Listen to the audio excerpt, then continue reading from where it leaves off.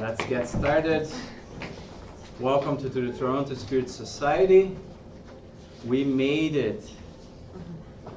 We're always running with a busy life, but it's always great to come here and take a deep breath and bring our minds and our hearts together and remind that we are immortal spirits enjoying this beautiful planet and this beautiful day.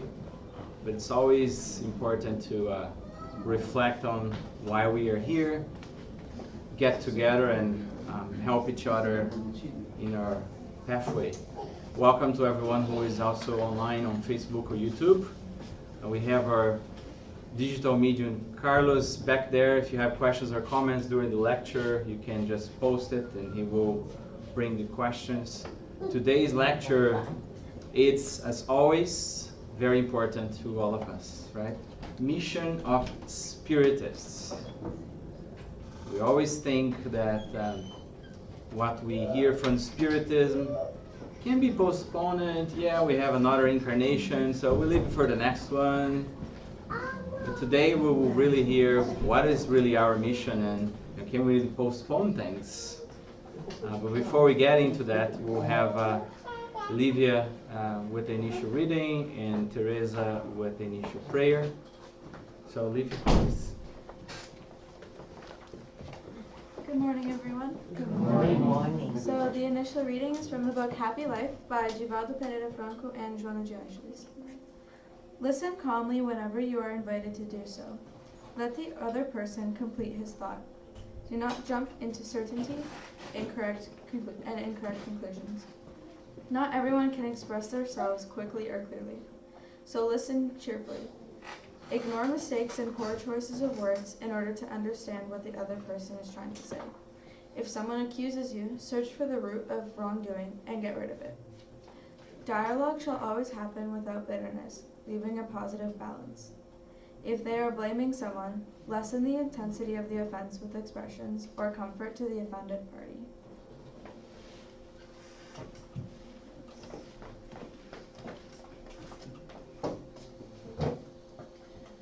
Let us all now connect our hearts and our minds to God our Creator, to Jesus our Master, to the good spirits here present, and let's thank for the opportunity of being here once more, learning together from the teachings that are going to be brought to us today. Let's ask God to help us so He can help us to learn a little bit more today. Thank you again for this opportunity, and so be it.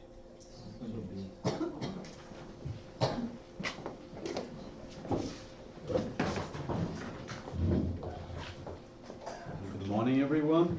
Good morning.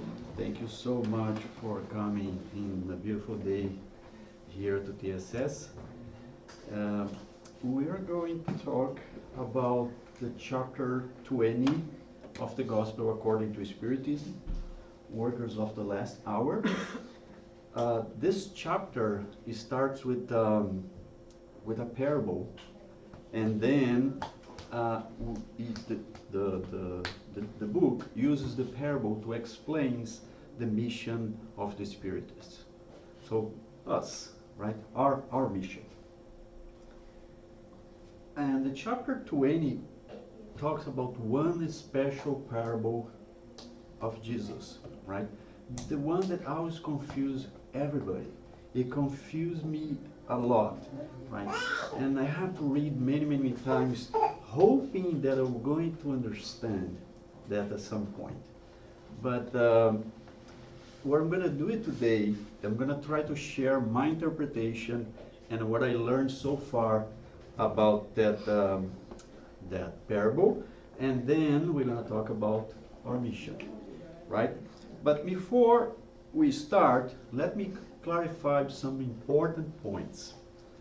On every chapter of the Gospel according to Spiritism, there is an initial reading from the Gospel, and then there are explanations of the Spiritists. So it's not Allan Kardec that has explained the stuff in the book, right? It's the Spiritists itself. They're coming and trying to explain what is the purpose of those stories and what is really behind of the Jesus teachings. So Jesus left us many, many lessons, right? And many of them are in form of parable. And they must not be interpreted literally. They're often stories based on the agricultural life that was intimately familiar to his original first century audience. So Jesus spoke using figures and allegories. And he was talking to simple people, very simple people, with little or no knowledge at all, right? With the majority of them didn't know how to read or even write. So Jesus explained himself to his disciples on the book of Matthew, chapter 13, verses 10 to 13, saying that those people were in no condition to understand certain things.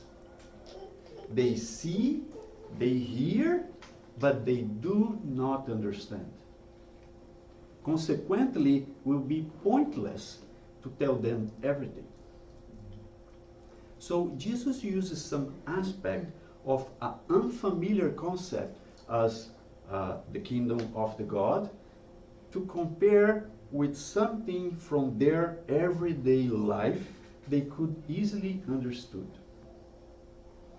That's why Jesus spoke to them in parables. And again, that's why Jesus' parables must not be interpreted literally. Right? The lesson of the parable that is important is the lesson, right? Not the words. The story is not important itself. It may or may not be literally true. Also, I want to call your attention that Jesus' original audience in the first century Palestine, Middle East, probably knew exactly what he was saying, right, in most of the case. But for us, 21st century, right, when we read that parable today, we need to have in mind that we are far removed from that time and place, right? There are people who were from a different time.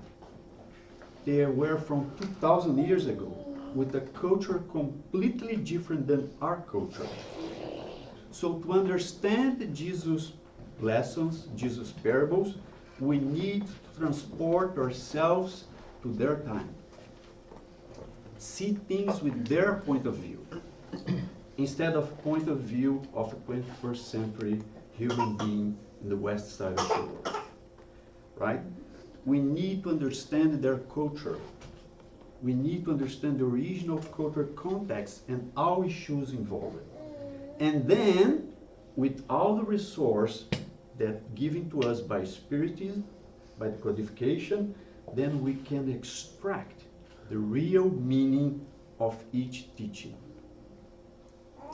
If we're able to understand, if we're able to go beneath the parables and the figures, the parables with the figures and allegories, we will find the seed of the future, as well as the revelation that harmonize the other things in the universe.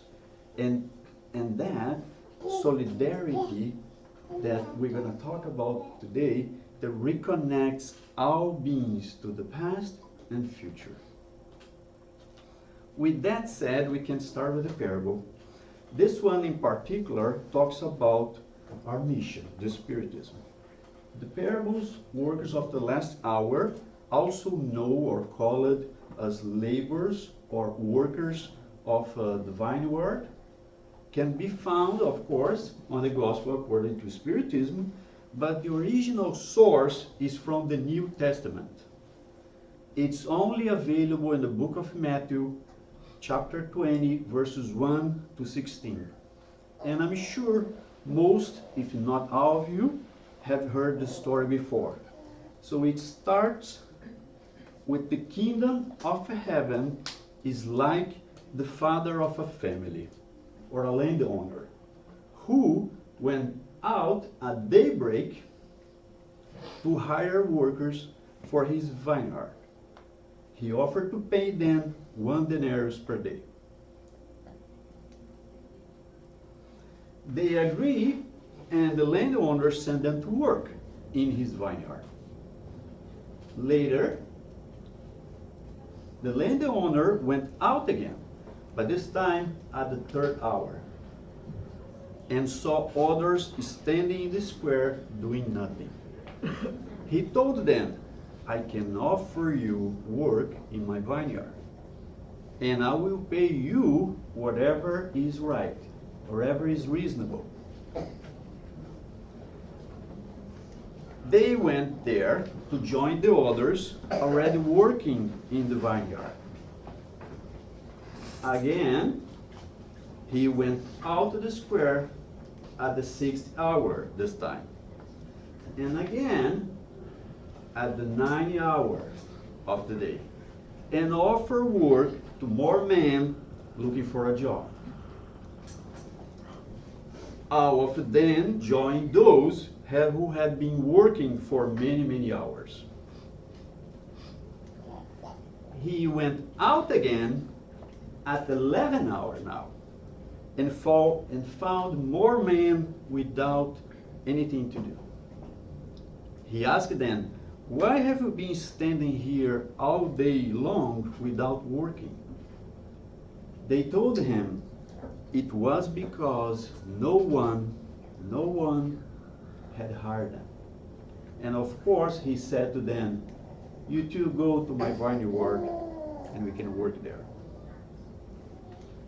When the evening came, the owner of the vineyard said to his foreman, for the person who was taking care of his business, or if you prefer, the steward or butler, call the workers so they can get their wage. The workers were lined up with the last workers to be hired at the front of the line, and the workers hired early in the morning at the end. To their surprise, the workers who were hired late in the afternoon and had only worked for 1 hour were given a full pay, a denarius. The same amount was given to those who had worked much longer. When those who had worked all day were given the same as those who had worked a few hours, they start complaining. Oh, these guys who were hired last worked only 1 hour. You have paid them as much as us, who have worked longer hours in the heat of the day. But the landowner replied, I'm not being unfair to you, my friend. Didn't you agree to work for a denarius?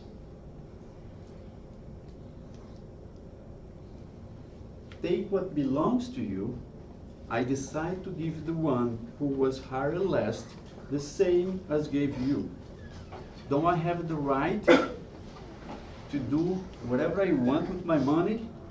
Or are you envious, jealous, because I'm generous, because you choose to be kind? And the parable ends with a proverb, or the maxim. The last shall be first, and the first shall be last. For many are called, but few are chosen. weird, right? So, if this is your first time that hearing this parable, you would come up and say that doesn't make sense at all. It simply doesn't, right? It's not fair, period. But this thought that is going through your mind right now was exactly Jesus' intention. For sure, was very much the same impression that people that heard that from Jesus had 2,000 years ago. Jesus, as we know, used parables that were understandable to those he was speaking to.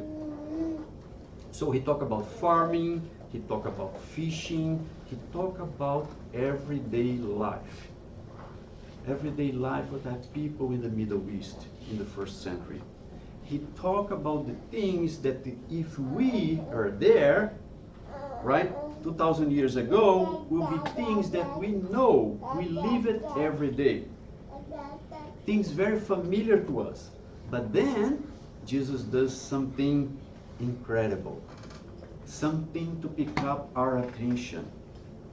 Something unexpected that make every one of us to think.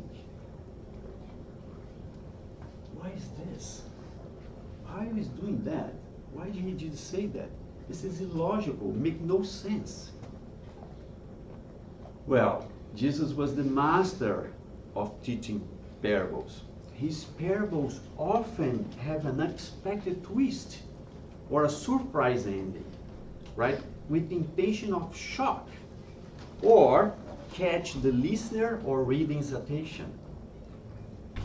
Jesus used nonsense as a pedagogical resource, and also to remember and memorize a story much easier than we should or we would if it was not in the story.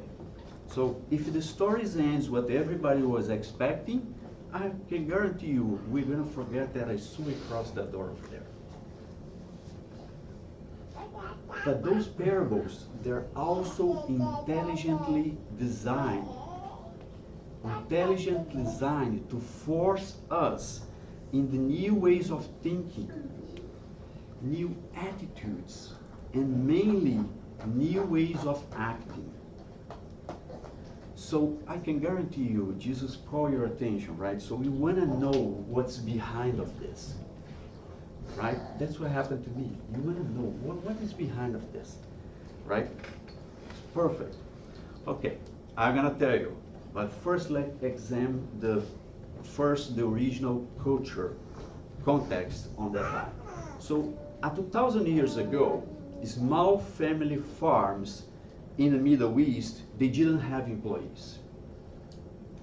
Especially because it was too expensive to pay for someone if they don't have work to do, right? So they usually hire people as needed.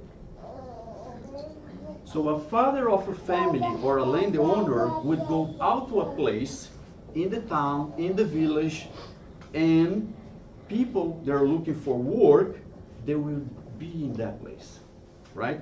And the landowner go there and hire them for a day to work, right?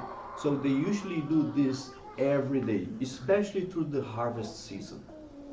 So, and the landowner or the father of family will offer to pay them the minimum salary. 1 day of work, 1 denarius. That was the minimum salary at that time. Another important fact that there was no electricity, right? There was no electricity. No TV to watch, no Netflix, no soap operas, right? No phones, no computers or tablets for you to check your Facebook or Twitter feed, right? You cannot even play games. Nope. So everybody started their work journey every day when the sun rises and finish the work when the sun sets. So 12 hours of work, 12 hours, right? And they used to be paid at the end of the day. Today, we work for 8 hours and we complain, right? We say, oh, we don't have time to do this, we don't have time to do that. Anyway, I have a graphic here that illustrates the hours for us to facilitate our understanding. So the parable mentions the landowner or the father of family went out at the daybreak. And then he went out again at the 3rd hour of the day, and in the 6th hour, and the 9th hour, the 11th hour, and the evening come 1 hour later. So daybreak means 6 a.m., right? 3rd hour means 9 a.m. 6 hours equivalent to noon, 12 p.m. 9 hour means 3 p.m. our time, and 11 hour is the 1 hour before evening. It is the end of the day, 6 p.m. Our first interpretation comes with the observation of the curious fact, right? The landowner went out to hire workers every 3 hours, except of the 11th hour when he was desperate to find the workers of the last hour. We believe there was not a coincidence that the interval was always 3 hours, again with the exception of the 11th hour. So we think that Jesus was setting a mark that we're going to talk about in a minute. But now, let's talk about the surprise when the workers get paid. When the landowners start to giving out money, the 11 hours guys were the first ones in line to get paid. And those who were there in the first hour were the last. To everyone's surprise, the 11 hours guy get the full pay. Get the full pay, 1 denarius. I don't know if you remember, but the landowner only agreed to pay 1 denarius to the first guys, the guys that he hired at the daybreak. He said to all the others, he would pay them what is fair, what was reasonable. So stop and think for a moment. If you're sitting on the back of the line and you see the owner paying 1 full denarius for only 1 hour work, what do you think that's going to happen to you? How much you're going to get?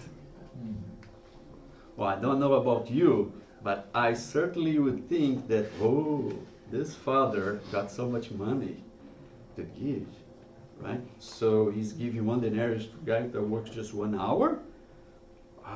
Surely he's going to give me way more money, right? So I work 3, 6, 9 times more than those guys, right? I'll get more money. I'll get more than 1 denarius. He's going to give me a bonus. We have a name for that. What is that? Greed. Greed. But what happened? Everyone with no distinction, got exactly the same money. Exactly the same money. And what happened when they got paid? Complaints, disappointment. That's not right. I'm so good. I work so hard. I produce so much. I have like more grapes than those guys. That kind of lay downs all day doing nothing. Very sad, Marco, very sad. Because not only I'm not grateful to the landowner that gave me the opportunity to work and the salary to support my family, but I'm thinking that I was cheated. I'm a victim of injustice. And worst, now I'm judging those fellows that have been hired in the last hour without knowing the exactly reason for that. You see how easily our bad feelings surface? What is wrong with this picture? Well, I can tell you that my arrangement with my employee has nothing to do with his arrangement with anybody else. I do understand the economical math in our head. In terms of reward for work, it's not correct. But it's not correct mainly because we think the landowner is being favored to those who only work for 1 hour. It's really hard for us to accept the fact that the father was being generous. He's being kind. It's not our business what has been given to others. And tear downs everybody else does not elevate our standing. So we should only care what we do and what reward us, what we receive in return for our work. It is a tough lesson, right? It's a hard lesson for us because it reflects a lot of on jealousy. We put upon ourselves a value. Unfortunately, often this value is associated with a monetary amount. So in this case, each one of those workers were feeling diminished. They felt jealous of the other folks who were there for a few hours, and they seemed to be valued as just the same by the owner. But they worked so much harder. Stop and think again. How often this happened in our lives? I'm sure that I know what's happening to many times in my life. I'm sure. And I'm certain that it happened to most of you at one point in time. You felt you were not being rewarded for what you were worth. And there is always people around you saying that, yeah, go there, complain, because you're worth more than that, right? He's not being fair. He's not fair, right? There's always someone, just exactly what happened in the parable.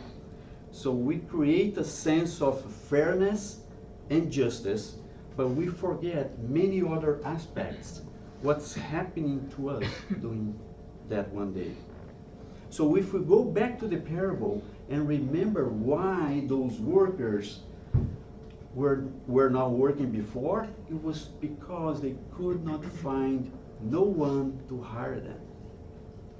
It's not because they are not willing to work. They just did not have the lucky or maybe the right conditions, or maybe they were not at the right place at the right time to be hired. But the Father sees that. The workers of the last hour, they have the right to get their wage because since daybreak, they have been waiting impatiently for someone who would hire them or finally call them to work. They were hardworking. They only lacked work.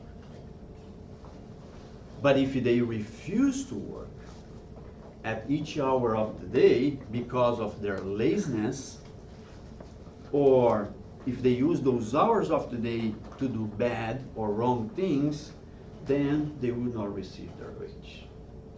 The Father sees that.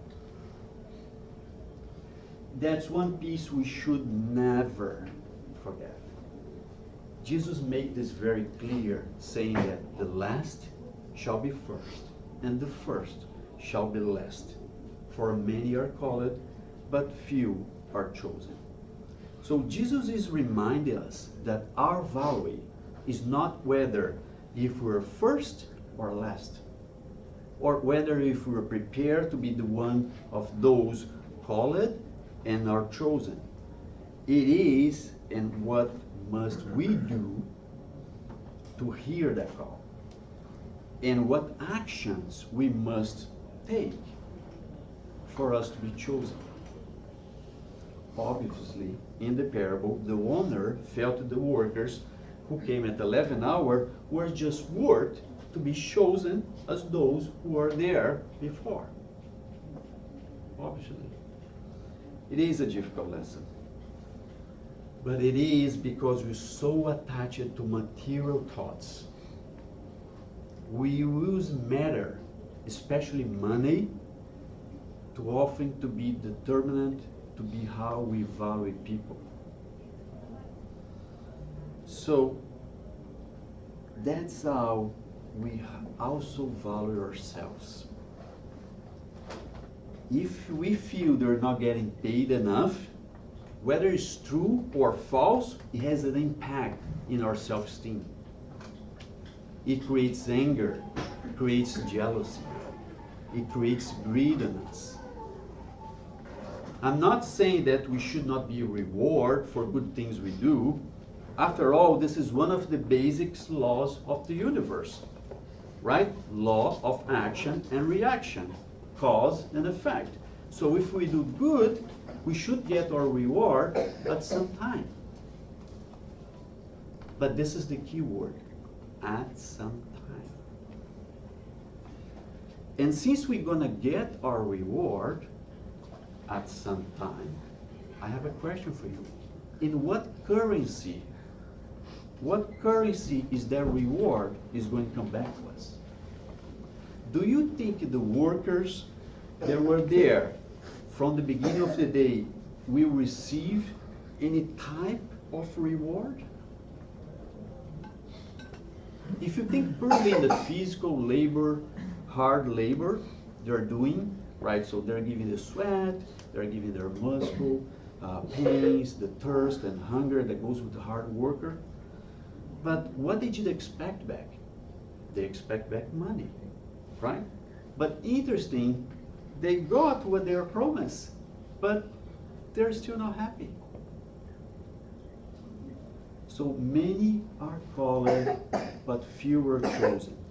Who are the ones called? The ones in the beginning of the line, or the ones the last or the end of the line? Everyone was called. Everyone. But few are chosen. Who is making the choice? Who is making the choice? Those in line are making the choice. We are the ones are making the choice. But choosing for what?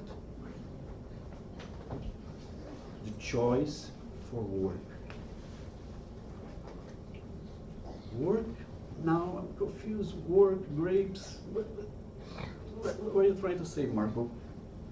Look, again, Jesus was the master to teaching parables, right? So 2,000 years ago, people in the Middle East ate bread made of a grain of wheat, right? So their usual diet was vegetables, eggs, milk, fish, cheese. So Jesus frequently mentioned food in his parables in various contexts. But in big parties, in big events, celebrations, like the wedding in Cana, right? There is always wine. There is always wine. And it's not by coincidence that the Father was hiring people to work in the vineyard. That's where we got wine. So if we look at the prolegomena, the introduction of Spiritist's book, the Spiritists told Kardec to include this image, the image of a vine branch that they gave to him. They draw this image to Kardec, right? They said that this is the best representation of Creator's work, God's work. It unites all the material elements. The best represents the body and the spirit. The stand represents the body. The juice, the wine, the spirit. The fruit, the grape, the union of the body and the spirit. human beings elevate and purify their spirits through labor. And we know that only through hard work in the corporeal existence in here that the spirits acquire knowledge. We are the ones that are making the choice for work. The work here is for us to evolve, to elevate ourselves, right? The work is the reward, not the salary. And kingdom of God or kingdom of heaven, that is always in the centerpiece of Jesus' teachings, is the concept of the eternal life. Remember, we are immortal, right? So we are eternal. That's why this parable is so relevant to us, Spiritists. And that's why the Spiritists decide that it deserves to be a full chapter on the Gospel according to Spiritism.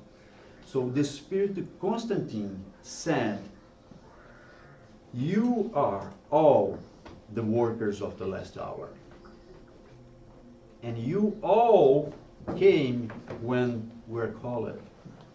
Some a little bit early, some a little later. However,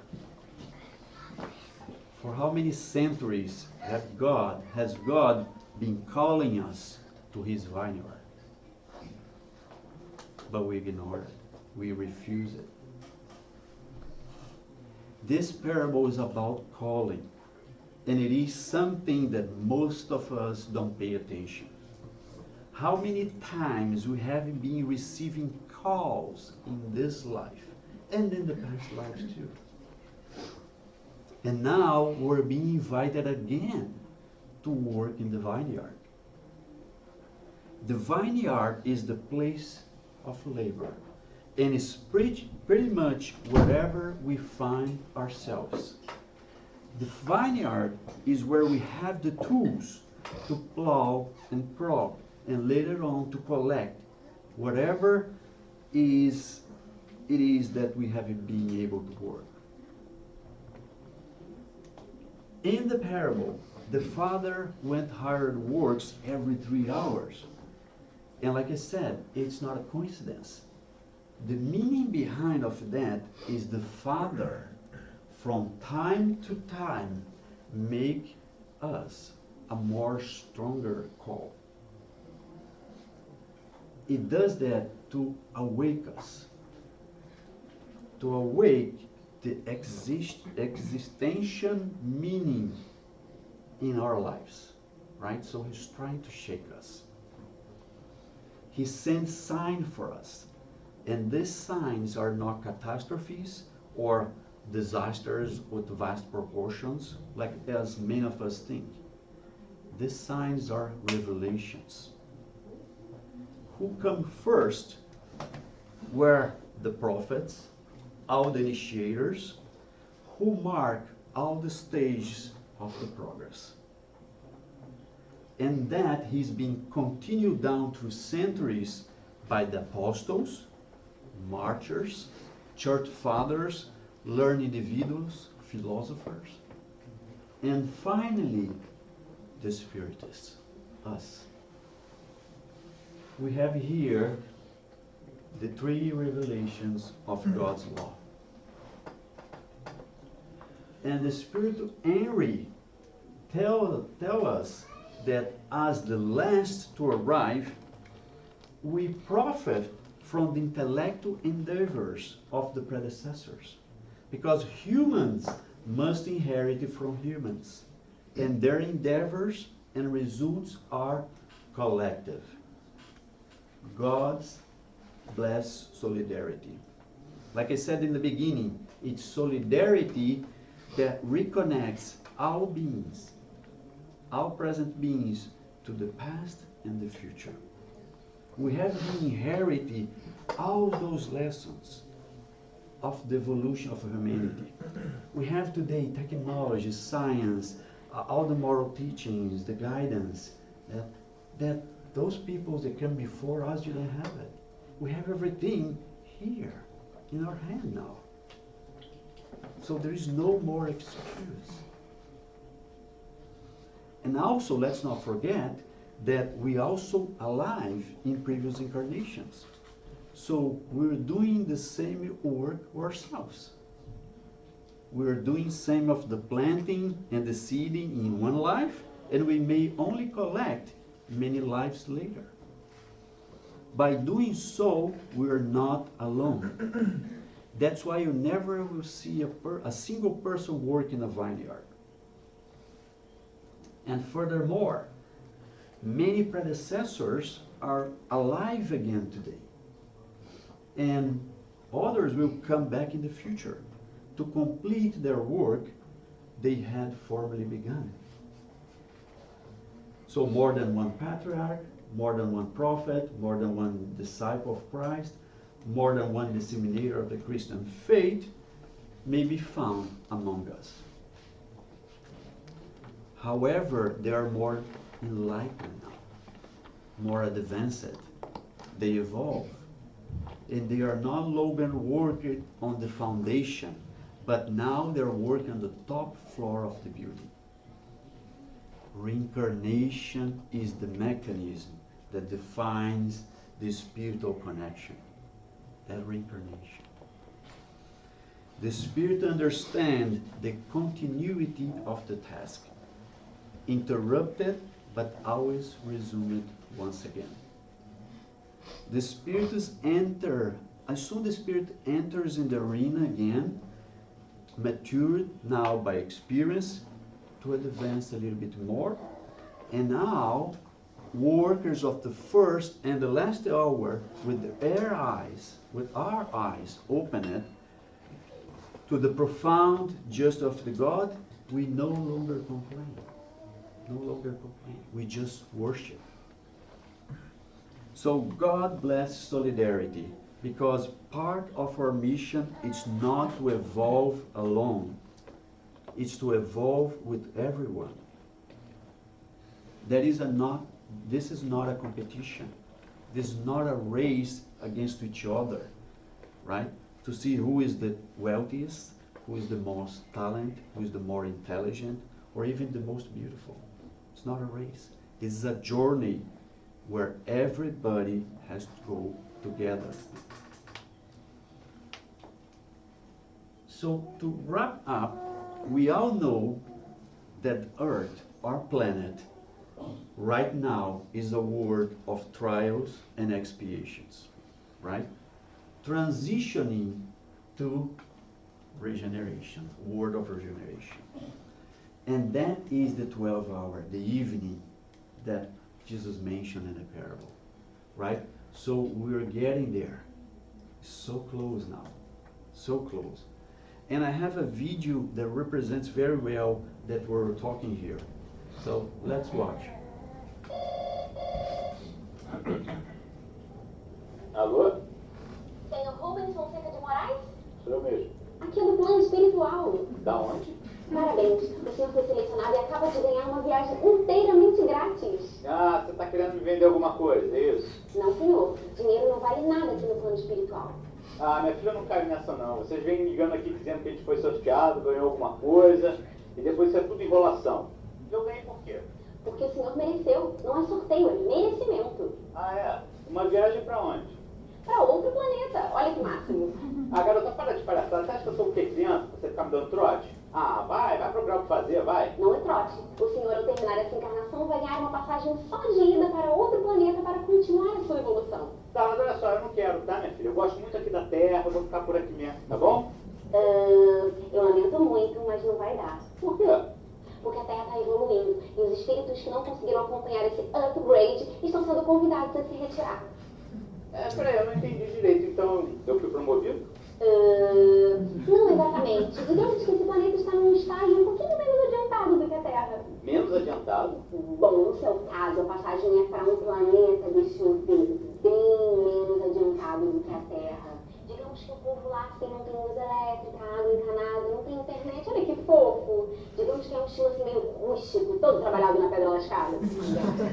Mas isso é um absurdo, minha filha. Como assim? Como é que eu vou pra lá, pra esse lugar? Mas veja pelo lado bom. Lá o senhor vai conseguir ajudar aquela civilização no seu adiantamento com os seus conhecimentos tecnológicos. tecnológicos. Que conhecimentos tecnológicos, garota? Eu não sei nem instalar um ventilador de teto, eu vou ajudar o que na evolução desse lugar? Ai, sim, senhor Rubens, não se preocupe. Essa é a beleza das leis de Deus. Aqui o senhor se tornou um atrasado, mas lá será peça fundamental para as engrenagens da vida. Mas isso é um absurdo, sabia? Vocês tinham que ter me avisado que era para eu me preparar que a Terra ia mudar. Senhor Rubens, só o que a gente tem feito é avisar há pelo menos 2000 anos. Os mansos herdarão a terra, lembra?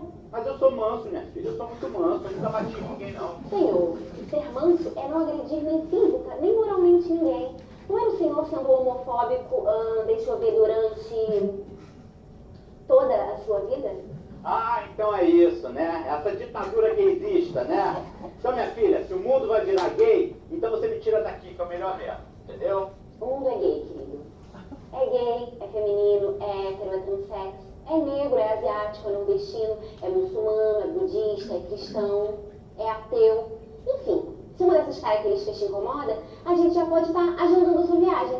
Moça, vocês não podem fazer isso comigo, não. Eu não fiz nada, eu não fiz nada. Exatamente. O senhor não fez nada, Rubens. A fila anda, perdeu o bonde. Mas olha só, eu também fiz coisas boas, ninguém deu nada, não. Claro que sim. E aí que vem a boa notícia. O senhor não vai para esse planeta em qualquer voo, não. Tem até refeição. Ah, pelo menos isso, né? Um saquinho de amendoim e um guaravita.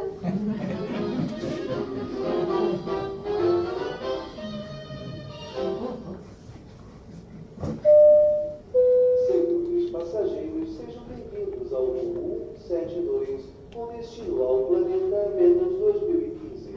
Pedimos que, por favor, afivelem seus cintos e tenham todos uma excelente viagem. Peraí, e o meu lanche? Que lanche, senhor? Ué, o amendoim e o guaravita que a garota falou que eu ia ganhar. Ah, sim. Ela estava só zoando. Espíritos não comem. Ah, isso é um absurdo. Olha, eu vou no Procon aí dessa galáxia aí. Eu vou reclamar, porque eles falaram que eu ia ter o... Olha, eu quero meu amendoim e quero meu guaravita. Eu quero agora meu amendoim e guaravita. Não, eu quero meu amendoim e guaravita. Senão eu não vou pra lugar nenhum. Eu vou ficar aqui. Vou ficar aqui na Terra. Ninguém me tira. Rapaz, vou contar até 3.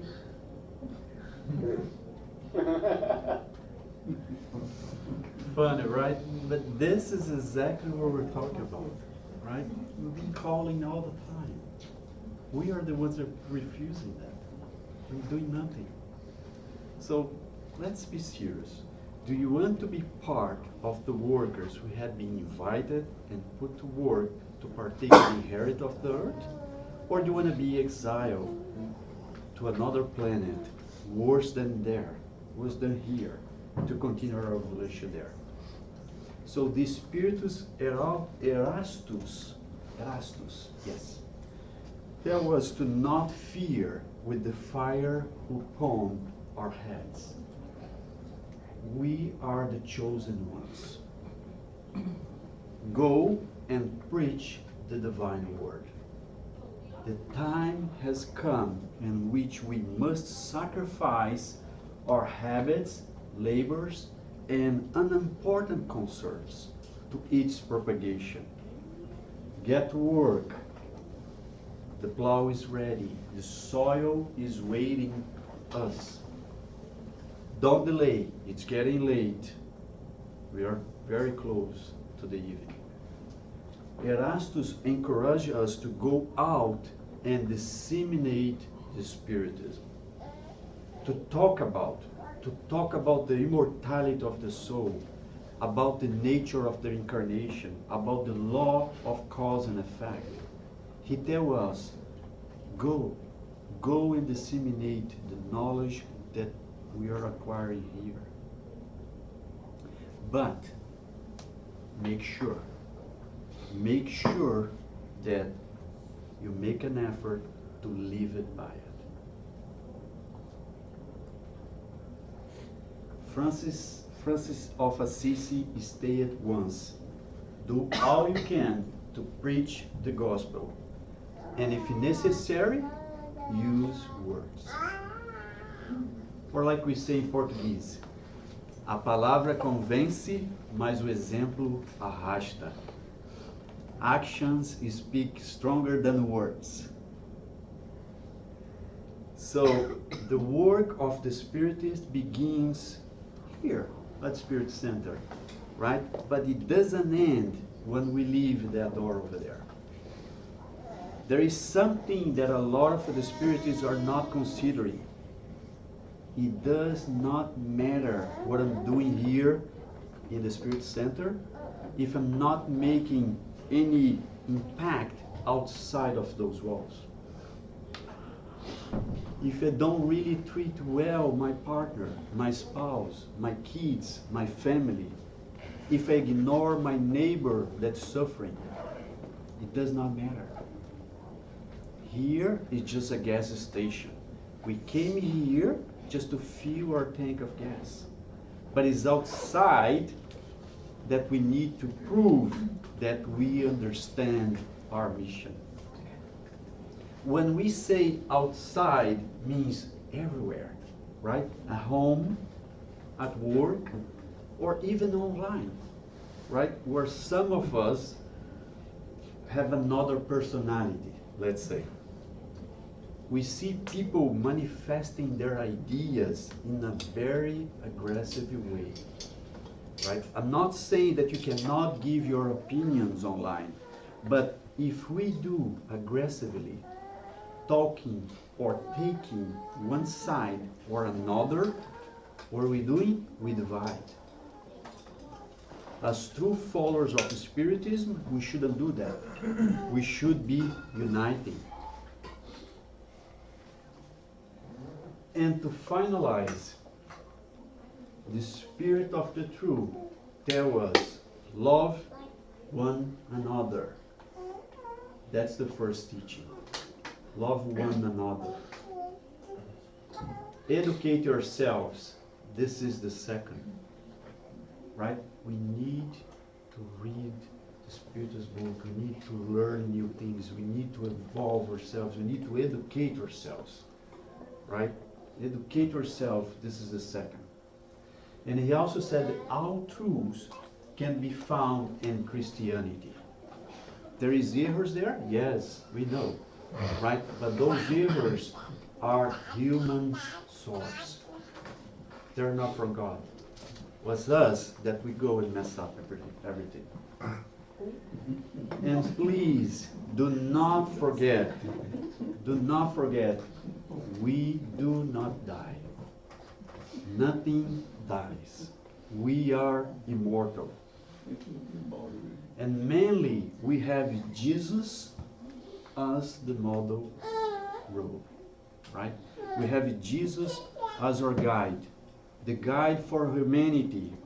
And if we just try to follow his steps, not perfectly, because we're not there yet, but if we just try, if we just make an active effort to follow his steps, we will reach spiritual progress more and more, incarnation by incarnation.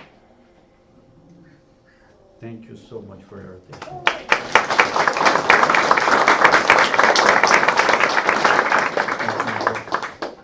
All right, you said it all. Questions from anyone in the room or on the web? No questions? Just a comment. What was coming to my mind, first of all, it's a really tough, even for today, we watch and we can't help it but have a sense of not being fair, right? It's really hard. And I've been doing my gospel at home, and lately I've been getting messages like, be happy, work without complaining, stuff like that. 'Cause sometimes I can't stop a complaint. I do so much for the kids. Do this, you come home, change a diaper. All the complaints like I do much more than I should, or you're not working as much as I am.